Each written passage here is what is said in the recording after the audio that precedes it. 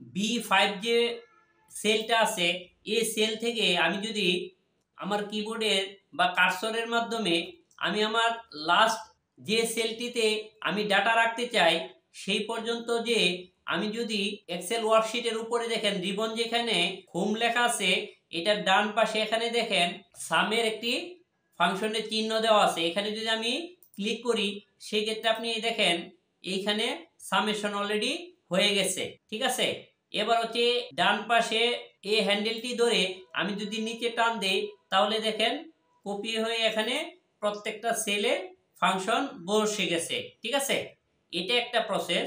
আরেকটি প্রসেস হচ্ছে আমি যদি এখানে এই সেলে ইকুয়াল টু SUM লিখে ফার্স্ট ব্র্যাকেট দেই এবং B5 থেকে M5 পর্যন্ত এসে ব্র্যাকেট ক্লোজ করে দিয়ে আমি এন্টার দেই, সেক্ষেত্রেও দেখেন এখানে ডাটা চলে আসছে।